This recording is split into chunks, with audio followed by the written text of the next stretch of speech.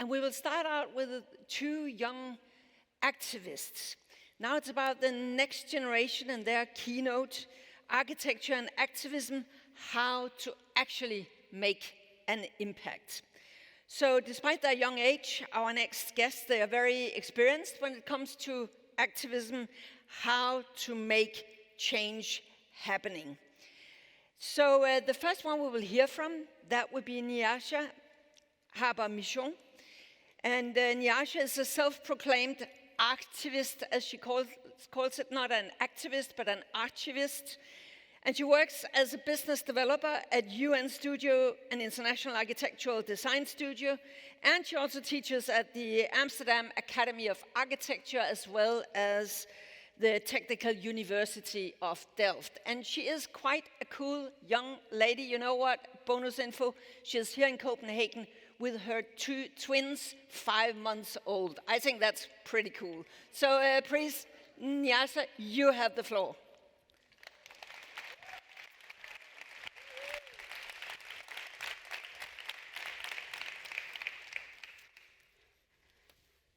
I am an archivist, the delightful blend of architect and activist. And as an archivist, a writer, a speaker, and as a concerned world citizen, my role is to challenge the status quo and empower you to take action towards sustainable futures, leaving no one behind. But as my younger self embarked on her architecture journey, it became increasingly clear to me that something, or someone rather, was getting in the way of progress. You see, I met this guy in architecture school, a guy who would go on to follow me well into my career. His mantra was, design for me and you'll design for everyone. But truth be told, every single one of you here knows him, and very well, intimately at that. Any idea who he might be? Reference man, a 1.80 meter tall, cisgender, heterosexual, able-bodied, upper-middle-class white man. The supposed normal human standard, used to design just about everything, from the very chairs that you're sitting on, to the distance between them, to this building and to the streets outside. And if reference man doesn't ring a bell, how about the Vitruvian man, or Le Corbusier's modular man? See, historically, our cities have been designed by and for reference man. And this continued myopia completely disregards women, children, the elderly, LGBTQ+ people, people of color, people with disabilities, and heck, even most men.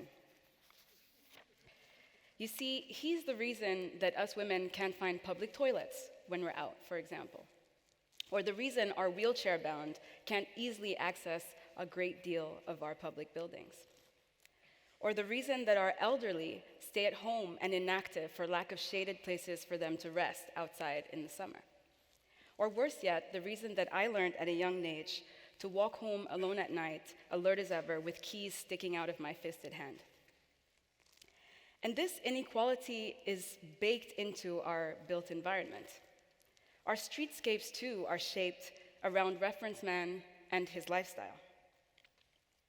He drives to work in the morning and drives home in time for dinner to kiss his kids goodnight. And this archaic point of reference has led to streets being designed around this traditional male commuter and his car. While our sidewalks are crowded with strollers, grocery bags, wheelchairs, and other bulky things, our car drivers, or our reference men, have the luxury of generous lanes to take them to and from their 9-to-5s. They're very important 9-to-5s at that.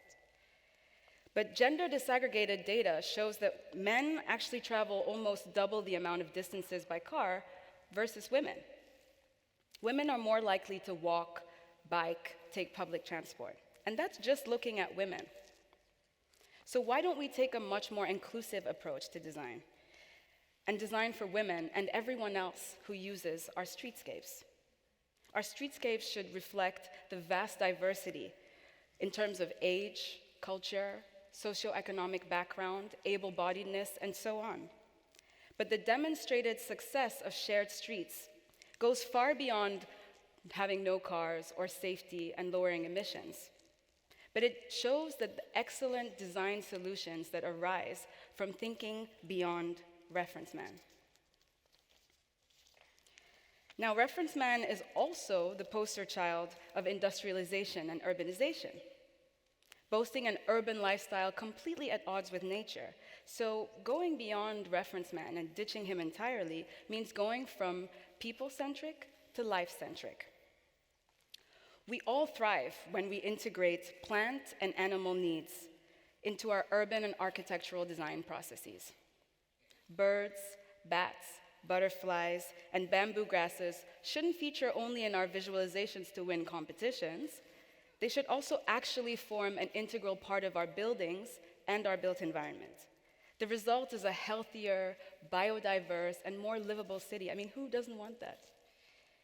From our relationship with nature, and to safety and accessibility, or lack thereof, it couldn't be clearer that society's biased love affair with reference man is what's impeding your right to the just, resilient, and regenerative city that you so deserve. Now, we may not know what the ideal city looks like or what it would be like, but we do know one thing, and that is that it doesn't revolve around reference man. It simply isn't one size fits all, but rather it's eclectic and shaped around the full array of human uniqueness, where my being a petite queer Black woman is not a handicap, but a strength. Essentially, we need cities built on systemic empathy. And there's no doubt that designing for truly every human being or every living creature out there is just not possible. And quite frankly, it's just overwhelming. But we must start somewhere. To my design professionals here, let's begin by making a conscious effort of ditching reference man. Stop designing for this archaic reference and extend our notion of all. I challenge you to designate 2 non-reference man identities, 2 native plants, and 2 local animals for every project that you design. And with every one of you and every designer having different focuses and different strengths, we'll have a patchwork of an inclusive city that will emerge. And to everyone here, for our non-design professionals and urban enthusiasts, let's demand a regenerative and inclusive built environment. Let's vote for those who advocate it, let's take up space, and let's amplify our embodied lived experiences. Let's attend our local city planning meetings, and let's sweat under the hot sun, demanding our right to the city. Let's speak truth to power and become citizen city makers, co-designing the places and spaces we can all live, work, play, and be ourselves in. It boils down to us needing to get off the beaten path of architecting as usual. We cannot solve our problems with the same thinking we used when we created them. In 1923, Le Corbusier published Towards an Architecture, detailing 5 points of architecture, something that I'm sure many of you know. But 100 years later, if we want to foster sustainable futures, leaving no one behind, we need a new type of movement, a 21st century movement, a movement of architecture industry stakeholders inspiring and driving reform and systemic change. I propose Towards activism. I'd like to share with you 5 points of activism. I'll talk not of architectural features, pilotis, roof terraces, or the likes, but rather embracing the new ideas, approaches, and outlooks that we need if we want to tackle the inextricably linked issues of the climate crisis and social inequality. Personified, these are 5 different types of activists, each featuring unique avenues of tackling the very big global issues that we have today. The first is a social activist, which touches on social equity, inclusion, and designing with empathy. It's about speaking out and listening to and addressing people's lived experiences through participation, co-design, and in the involvement of citizen advocacy groups. It calls for diversity in end user groups, but also in our design teams and in the decision-making parties.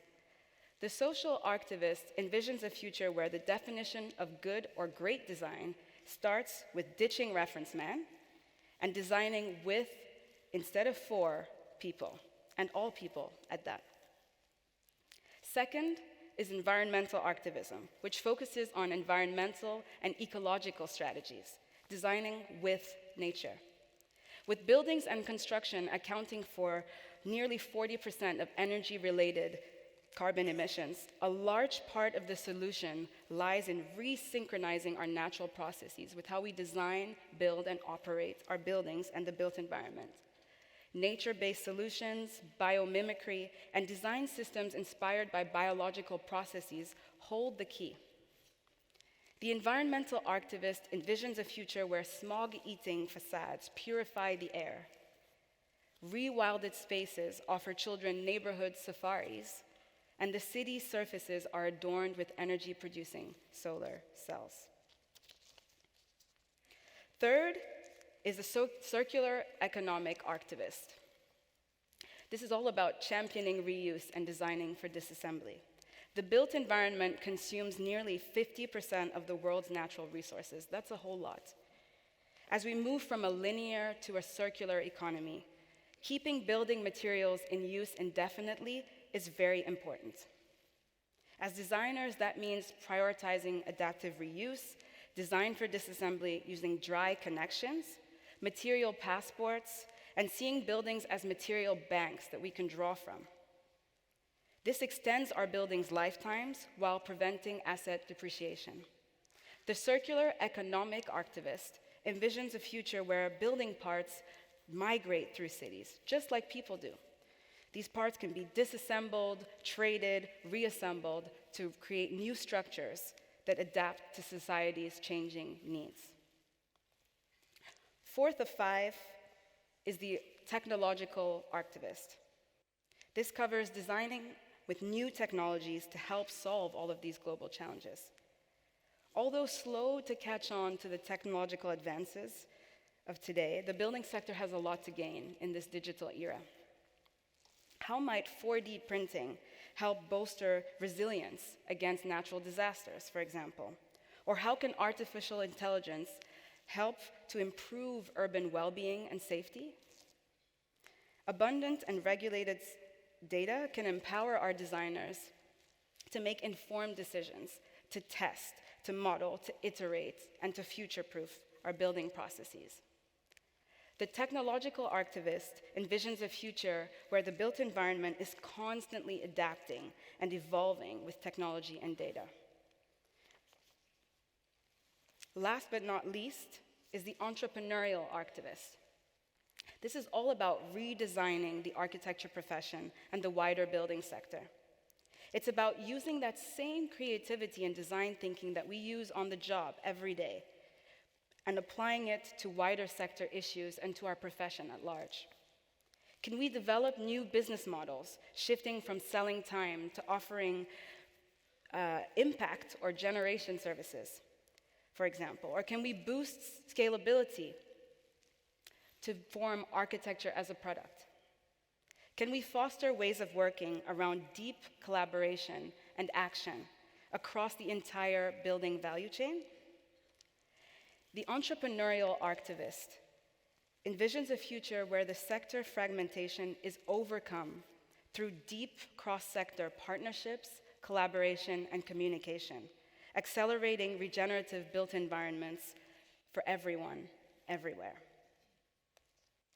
Whether one activist type speaks to you, or you're at the intersection of two or three, the beauty of it is that we all have different affinities and strengths. We aren't working in silos as we might sometimes feel that we are, but we're tackling these issues from just different angles. We are one movement, and we can all be part of activism. The magic happens when we join forces with fellow activists across the sector who complement our strengths and enable us to create greater impact.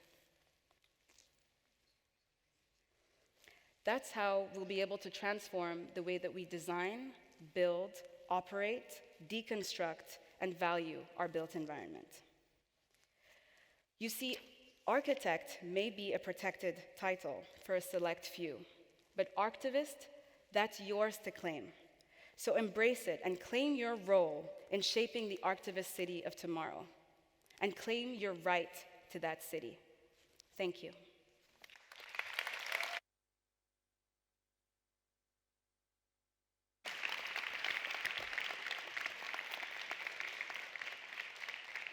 Nyasha Harper-Michon, thank you very much.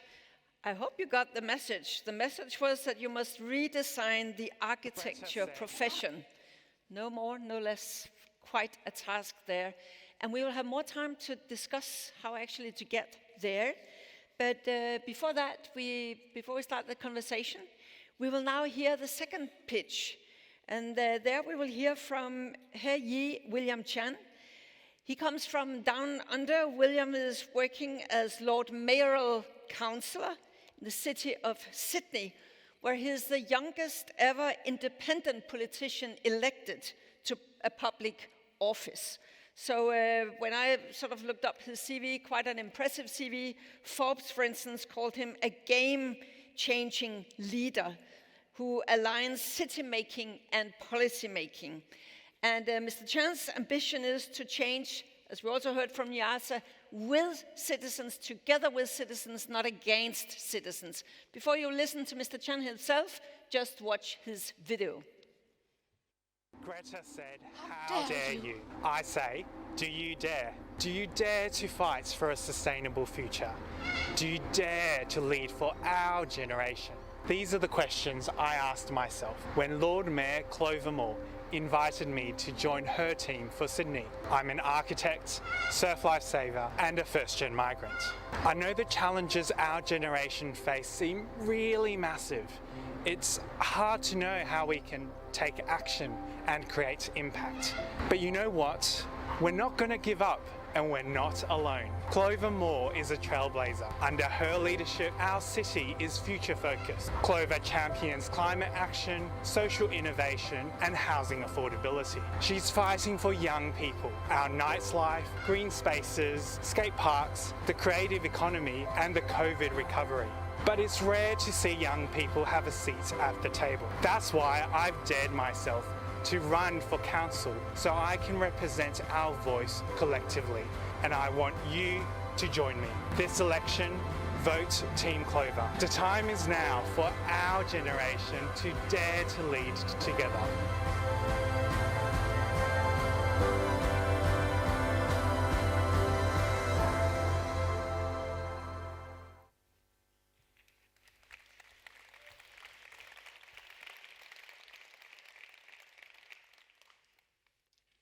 Have you ever felt disillusioned by politics? I know I have. Picture this. Election day arrives and you find yourself donning a hoodie with your earphones in, trying to avoid the hustle and the bustle of political party volunteers. You just want to get into the voting booth, cast your vote, and be done with it. Well, that used to be me. Now, I want you to picture a world where everyday citizens get to determine the future of our cities. A world where architecture, community representation, and politics converge to shape a sustainable and inclusive future. A few years ago, I found myself on the other side of the political process. I was campaigning to be elected to the City Council of Sydney. Suddenly, I became that person I wanted to avoid, asking people to vote for me. As a young person of colour, as an architect, but also a migrant, it was an eye-opening experience that allowed me to really think about the state of our world, but also the immense challenges that we face. At a time of the climate crisis, of growing inequalities, the global pandemic, and polarizing politics, I stand here before you as an architect, a community representative, and yes, even a politician. But more importantly, I stand here as somebody who understands the very real frustrations and the very real fears that our generation face. But what I've learnt is that we can change and transform that fear into hope, optimism, and action. So let's disrupt the status quo and ask these questions about these three critical roles. Who is the politician? Who is the community representative? And who is the architect? To navigate these challenges, we must move beyond mere activism and towards intergenerational allyship, from activism to allyship. We must be able to, as young people, understand that we have a voice and we can create change. But we can only really find the real solutions by working across the generational divides. Consider Philip Fallis. He was one of my mentors and a renowned architect from Sydney. When he was starting out his architectural career, he was an activist. He was heavily involved in the Green Bans movement in Sydney, collaborating with the construction union to protect heritage buildings, social housing, and even green spaces and parks. He was also instrumental in the protests against the ill-conceived monorail project in Sydney. His activism back then has shaped the city of Sydney that we know of today. And he's not alone. Many architects in their youth were also activists, fighting and campaigning for the values and the visions that aligned with their architectural disciplines and their hope for our world. Such progressive allies do exist. Similarly, the Lord Mayor of Sydney, who is 77 years of age, she asked me to join her government and run and campaign for election when I was only in my 20s. Rather than tokenistic youth consultation or youth advisory panels, why not actually have a young person making decisions, real decisions, as equals? Such allies do exist, and we really need to know where to find them, because they are fighting the same fight as we are.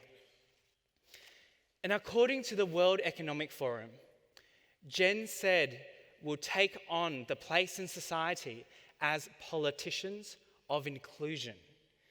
We must seek out such allies so that we can turn our fears into hope. We have to collaborate together with experienced architects, but also with our community elders. As young people, let's be the politicians of inclusion. Let's be the politicians of inclusion that bridges the intergenerational divides. But how do we bridge the gap between activism and allyship in the decision-making process? The constituents I meet on a daily basis are preoccupied about today, what's happening right now, but they're also preoccupied about themselves. And I don't blame them. It's so hard and sometimes even terrifying to think about the future. It can be very daunting. But as a community, we must embrace the long-term view and also consider others who might not be represented. Within City Hall's council chamber, there is an empty chair beside me. And please don't tell anyone back in Sydney. What I've done is I've added this small label on the back of the chair. And this label reads, Citizen of 2050. And it symbolizes future generations having a literal seat at the table, a literal seat at the decision-making table. It really allows us to also ensure that when I, as city maker and policy maker, that I'm not just making decisions for the now, but that I'm making decisions for 2050. It's a reminder that the actions we make today shape the legacy we leave behind for the next generations and their children that will one day inherit our communities. But it also invites other decision makers to occupy that space, to sit in their chair, to also think from a future perspective and to think about others. What decision would you make as that future Sydney-sider? Imagine a future where randomly selected citizens get to come together and make decisions for the future of their city. The City of Sydney did exactly that through a citizens' jury. 50 randomly selected citizens were tasked with the challenge to come up with consensus, and they were entrusted with crafting the city's 2050 strategic vision through a deliberative process. The jurors had to negotiate. They had to act as the politician. They had to compromise. They had to find and reach consensus by making decisions for the future and for others. The citizens' jury outcomes have now been embedded into our City Council's Sydney 2050 policy, which we, as a government, approved last year. This direct democracy model devolves urban governance by tapping into the wisdom of the crowd for the greater good of everyone. Activism should also be about accessibility. Who gets access? Especially involving communities in the urban planning process. Often, we label those who object or are annoyed about development as NIMBYs, not in my backyard. But I really think that oversimplifies the situation. What I found is that not everyone is against development. Not everyone is against urban renewal. What members of the public lack is the agency and the tools to engage meaningfully in the city making and urban planning and urban development process. And that's where my initiative of citizen architects comes in, where communities are not just passive recipients of urban planning decisions, but active contributors to the design of their cities, where every voice matters, where the end users, the future users, the people who will end up living, working, playing, studying in these places, that they have the knowledge and the tools to shape their own environments. And we can draw inspiration from other professions, just as citizen scientists contribute to scientific research.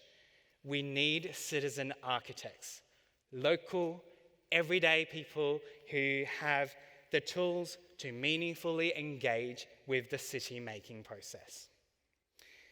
And we can also take a page from the legal profession, where models like legal aid ensure that people, everyday citizens, have access to justice, even if they aren't experts in the law.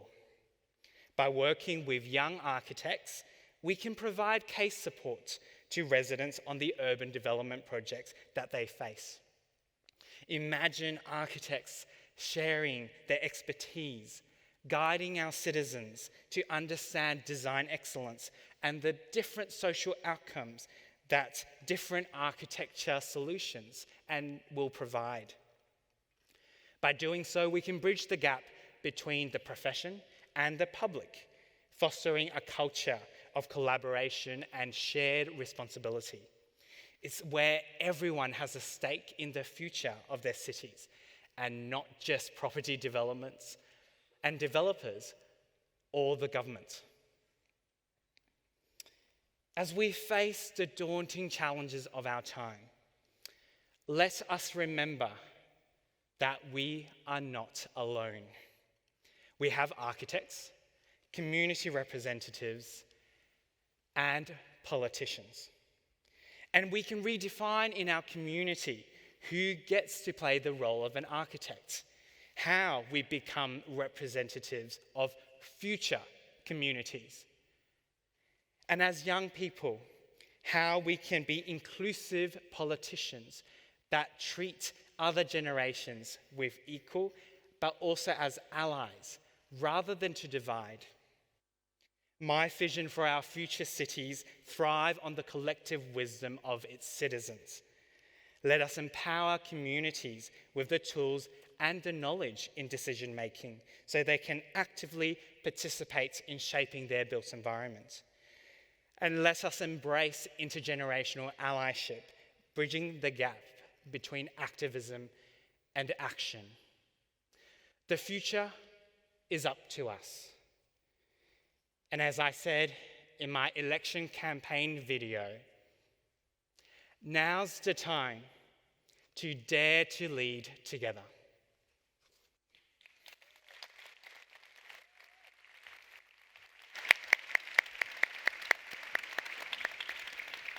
Thank you so much, Mr. Chan. Let's empower the communities.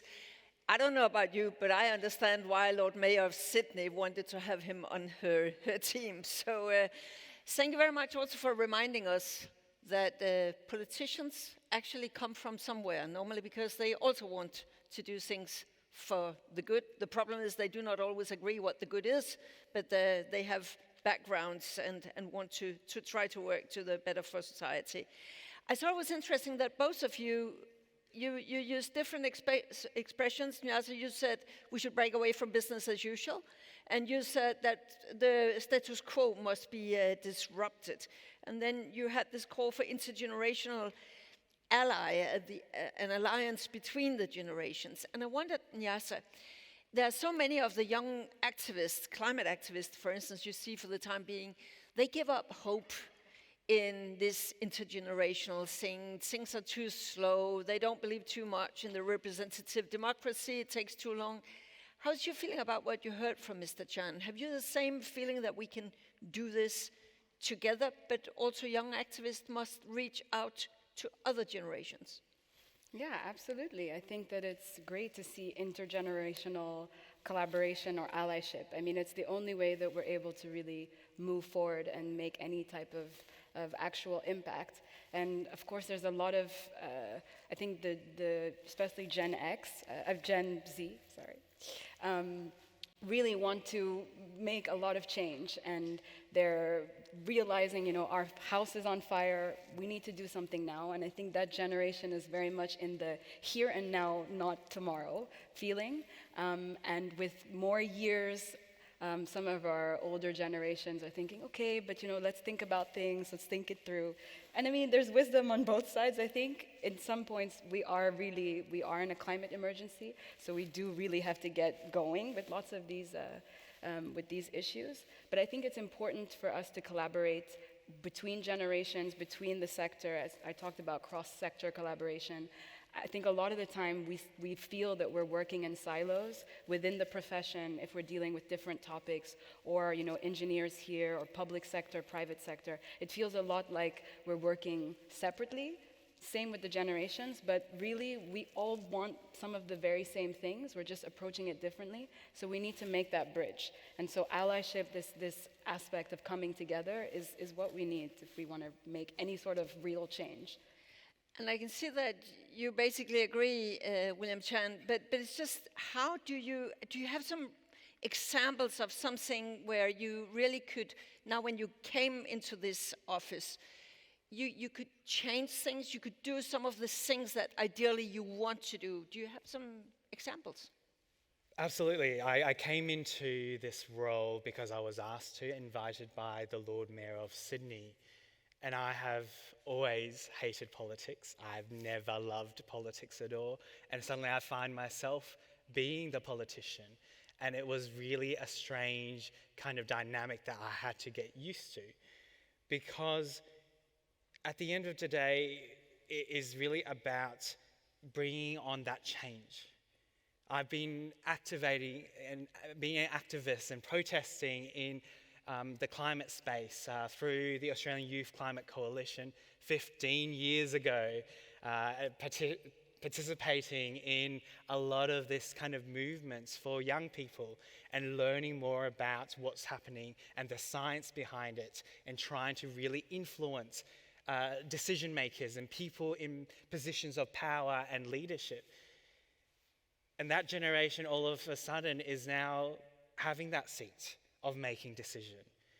And all of a sudden it is our responsibility, because the other generations haven't done what they were supposed to do. They haven't left no one behind. They, in fact, have left a lot of people behind. And it's now up to us to kind of try to fix those problems.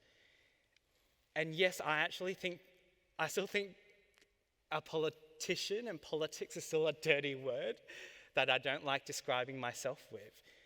But I do get to make those types of decisions based on an expertise background. It is not based on emotional anger. It is not based on NIMBYism and opposing and being oppositional. It is actually about bridging those gaps that I talk about, and how we can actually work towards the same solutions, because architecture at the end of the day was never a left politics or a right politics issue. It is just good scientific knowledge. It is good for people as a profession. We need to really be able to raise our identity, but also how powerful we are. And that is what I am doing at a city government level in public office. But one thing is what we rationally know we as societies should be doing, cities and regions and countries. And what we also know is the scientifically sound way of doing things here. But things are not, and politics are definitely not always rational.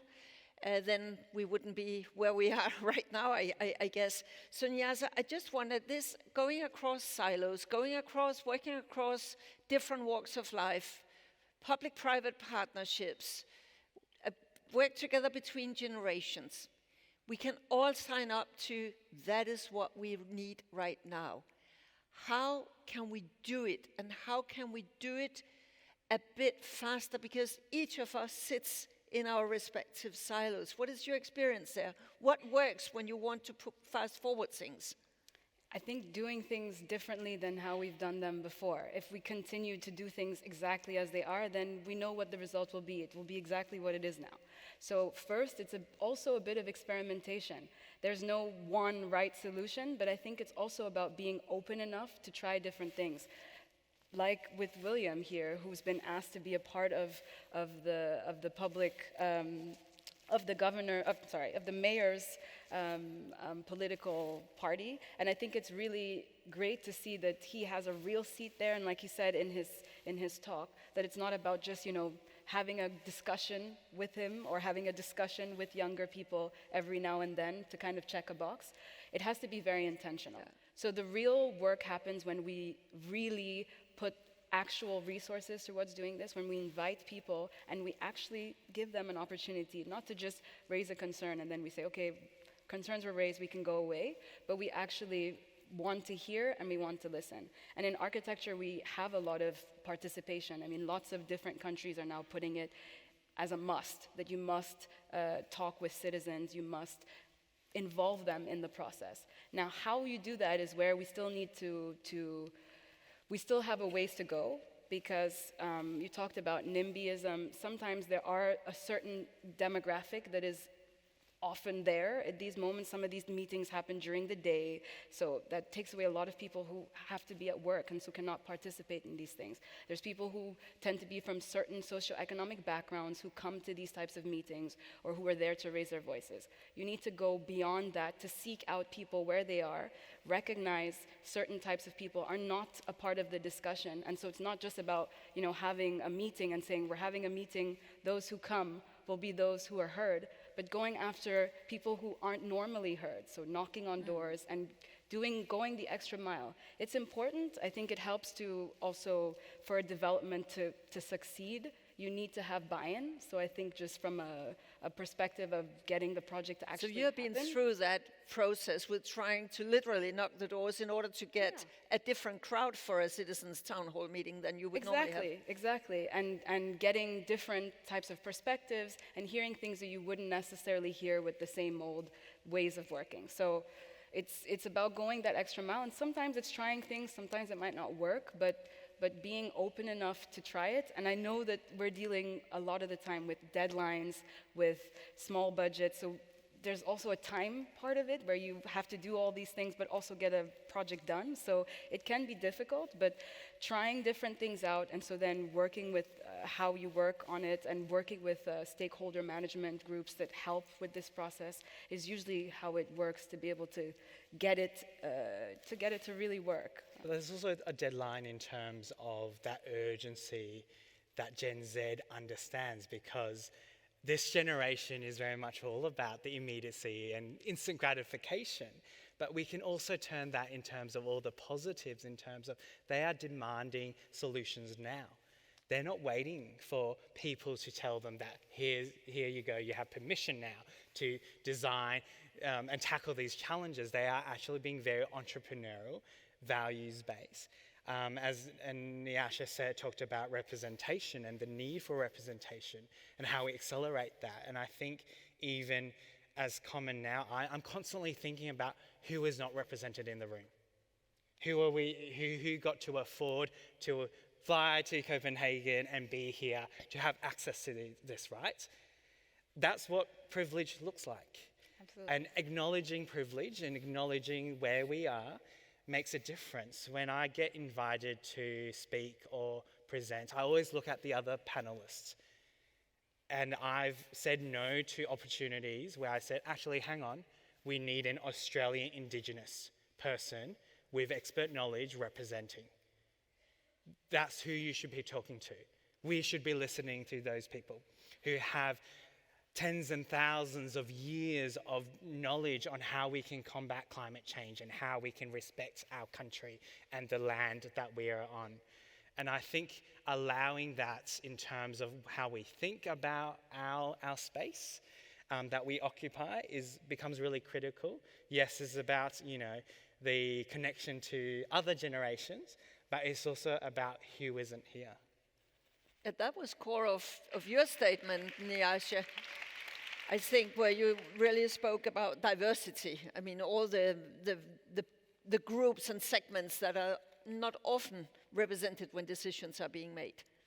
Absolutely. I think that, diversity, but I think inclusion is a big one, because we talk a lot about diversity, but that's a bit, in a way, checking boxes or making sure that we just have, this group or that group is there.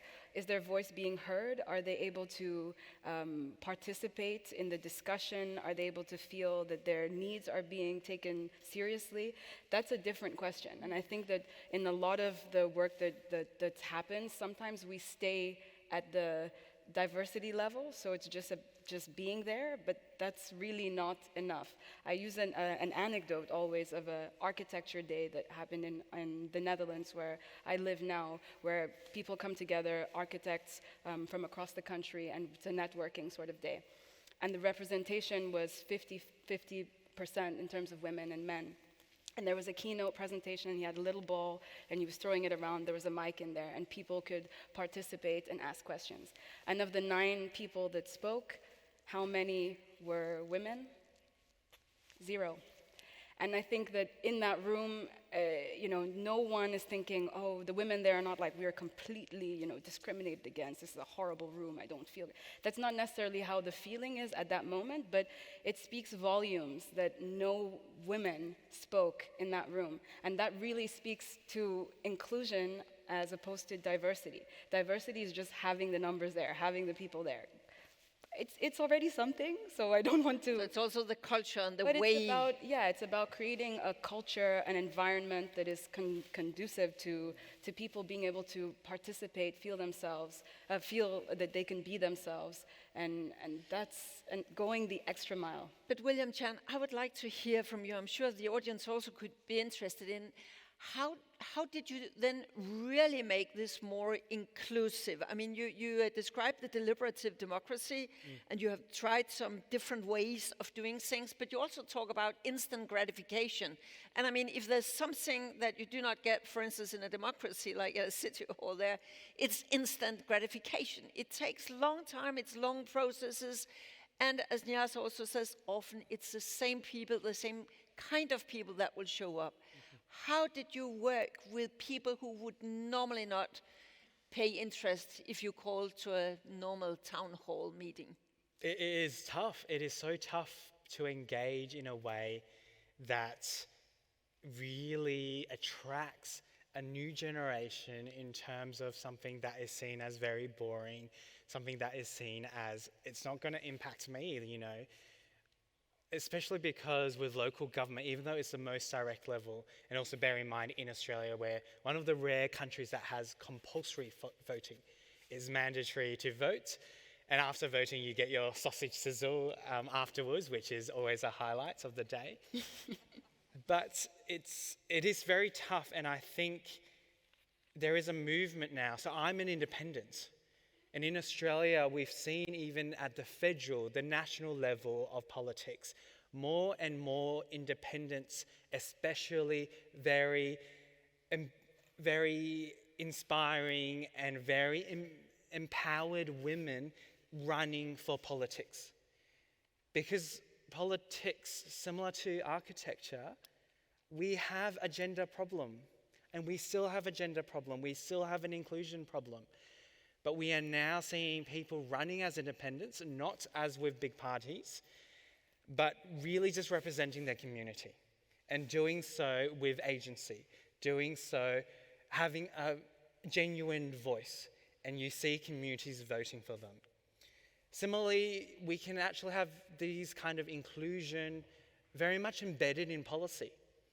When we're talking about, 50-50 gender type quotas, what the City of Sydney has done in terms of all of our large developments in the city centre, we have quotas for the design team, actually, for the architects. We have set that for the design team, it has to be 40% male, 40% female working on the project, 20% can be from male, female, or other genders. Because we understand the value of having that diversity working in critical public projects that will have that longevity, that will really shape the future of our city. We want people who are non-gendered working on our projects. We want female architects working on our projects.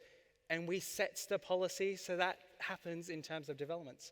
And I think by showing all of the really exciting stuff that politics is actually about, I am slowly kind of engaging younger people and younger audiences, not just because I need the votes for it, but because, our future depends on it.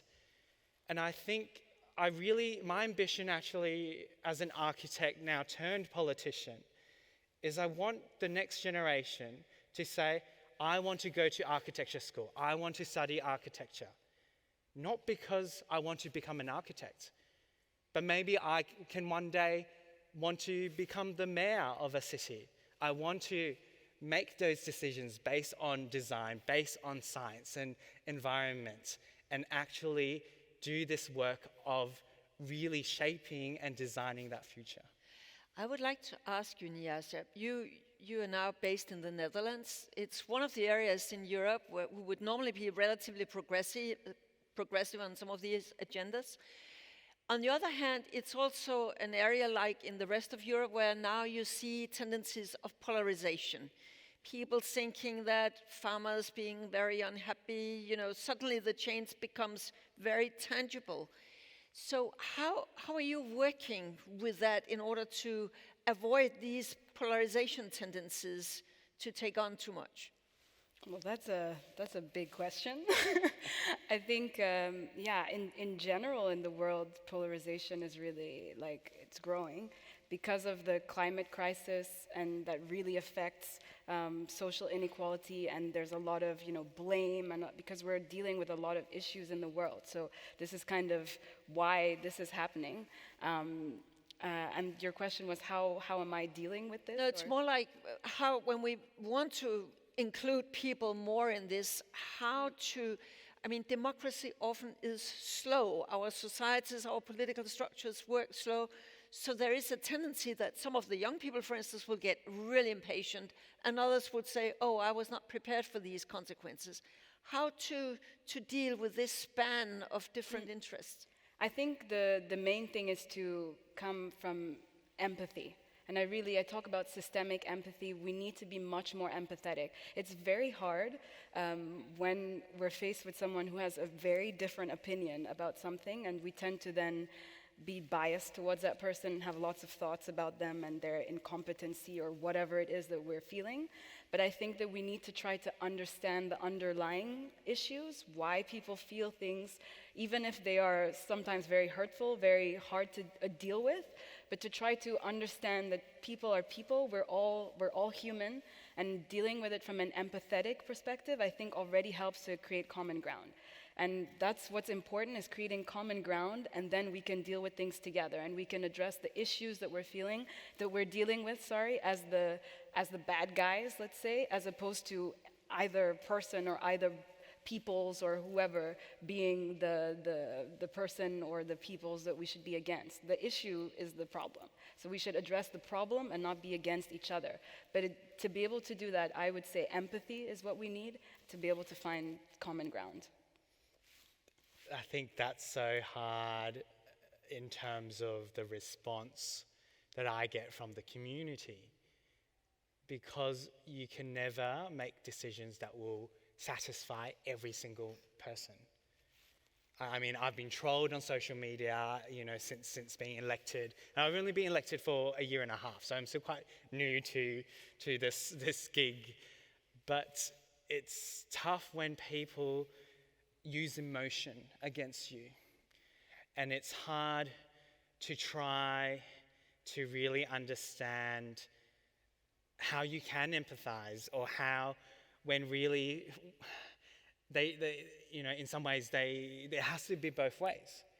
They can't just, and this is, and I think it's a big learning in terms of how do we create that action, create that change. It's been so tough for me engaging with people who don't want more trees on their streets because they want their parking spot. And I keep reminding them, but it is not your spot, it is public, it is for the community. They don't want rain gardens that will deal with the floods in Sydney and the stormwater drainage and have plants and, things that will actually make it resilient, and not just beautifying our streets with good urban design and good understanding of nature and culture. And I think this is a huge battle where we have to demonstrate, and I think that's the special power architects have, is that everything we do is built. It is manifested physically.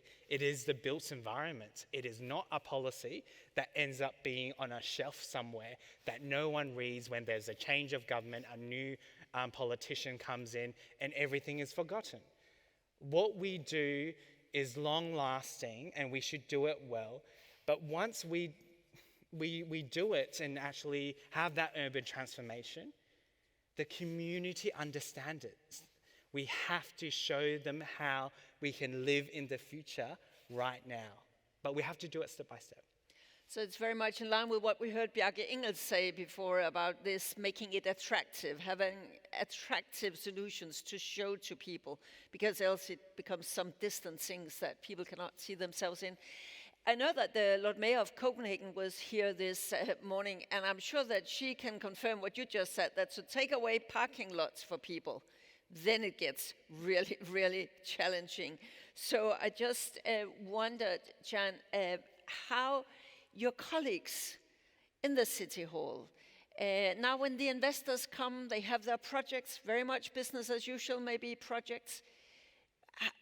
Do you feel that you are changing things? Are you changing business as usual into something new? Is that your feeling after 1.5 years?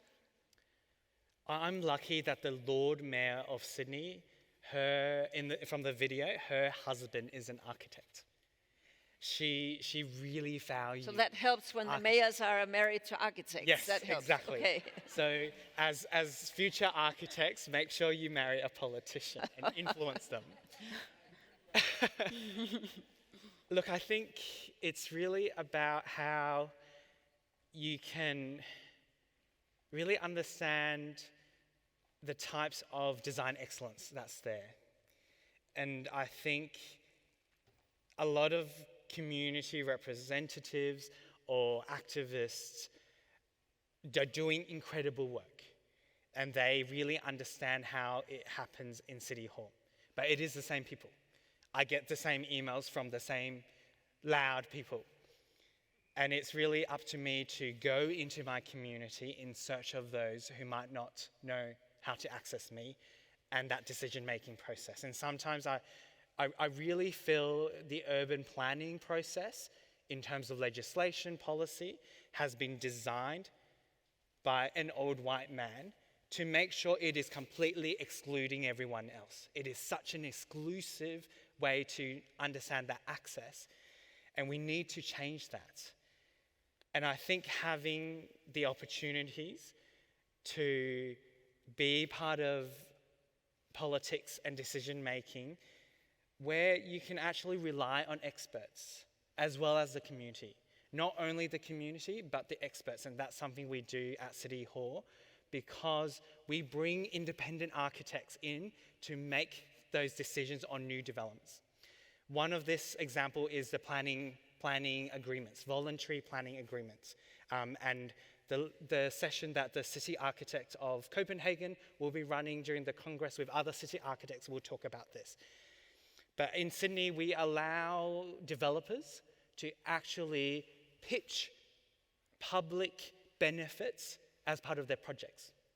We already demand 10% of the value of the projects back to the City Council so that we can use it on social housing. So these softer values must be reflected if you want to bid for a tender of some kind. For it to be approved in the political process, you have to put some funding to public art as part of the development. But they get the chance to pitch more public benefits. And we assess those, whether it's a through-site link, so to make the block walkable, whether it's more greening on rooftops, or actually having more active frontages. We actually look at the public benefits and make decisions based on design. So you're basically getting away from this where it's, now I'm simplifying and oversimplifying, but that it's price that defines. You have all these other values. They are already there in the very early design phase. Correct. And developers are now understanding, in fact, we are now working with some developers and owners who understand that value and are already coming up. Instead of paying that incentive and that fund that goes to affordable housing, they're saying, why don't we build it with the market housing, in the private housing, on site? We'll build it for you. Or they're saying, we'll build the footpath in front of our developments, or we'll build the park, more green space, and offer it as a public outcome for the city. So last question to both of you, because I think that we can all see what you are after, where you want to go. But Nyasha, if you should have one or two wishes to this congregation of what is the most important thing to do when they get home, if we're going to actually develop away from business as usual faster than would else be the case? What is highest on your wish list? Highest is to think of ourselves to broaden the sense of what it means to be an architect. So I think archivist is really for everyone to claim and to really embrace it and think what that means for me and take it on and act in that way. So one, be an archivist, embrace it, whatever that means to you, but embrace that way of expanding what it means to be an architect for you so that we can really work together to create the futures that we want. And second is really to ditch reference man, to recognize how we are designing for a select few. And sometimes we have this idea that we're designing for everyone, but being this broad, it usually ends up that you're not designing for, well, you're not designing for anyone, or you're designing just for reference man, which is really not inclusive and doesn't lead to very good designs. I think it's that we can get so much more out of being more inclusive in the way that we think about things. I always use this example of this pair of Nike shoes that was made with a Paralympian who couldn't tie shoelaces, and therefore it's a slip-on kind of shoe that's super cool, and it's something that's made for this Paralympian, but in the end, it's really a nice shoe that can be used for a mom who's, running around with the kids, have so many things to do, have to get out the house, you just slip them on and go. You can imagine so many different scenarios of so many different people who are just busy doing different things who could really benefit from this shoe without shoelaces that you can just slip on. So designing for non-reference men, I think, is really a great place to start. Think of different identities that you can design for. Also be more nature inclusive, but nature inclusive shouldn't be socially exclusive, as it is sometimes. So that's also something to keep in mind. And Jan, if you had one obstacle or barrier that you would wish could be overcome now, what would that be? My obstacle and barrier for our generation and the next in terms of the architecture students here, the graduate architects, the young architects, is don't go home tonight, because your allies are here, all in this room. The people I mentioned, the professors of architecture, the mayors and the councillors and the politicians are all here in the next few days. So don't go home yet. Make use of that time to find these allies, because they are right here at the Congress over the next few days. And that is really how I ended up being able to really be in this space, and I really want to continue being able to share these kind of ideas of how we can work across these divides. I mean, for me, even meeting Nyasha today has been so incredible to meet other people, because for such a long time, doing this work is tiring, it is exhausting. I am every week going to City Hall. I do feel scared. It is terrifying being in such a huge role of responsibility. And it takes courage to be doing this type of job. But what I've reminded myself is when I do feel like I am alone, trying to have the weight of the world, of all the world's problems and all these wicked challenges, is that I'm not alone. And all your allies are in this room today. Very good advices. Don't go home, find your allies, be an activist, and remember to design for all. I must say, when I hear our two guests up here, one feels some hope that there are some strong voices out there really trying to push things in the right direction. All the best with your endeavors. We hope that all these dreams and ambitions actually will come through in the Netherlands and with everything you do, and back in Sydney. And please give our regards to your Lord Mayor. Thank you so much. This concludes this session, but 3:45, we're back here in the plenary. Those of you who want to participate, then it's about health, so one could argue that we will stay in the track that you have now set out for us. Thank you very much, both of you.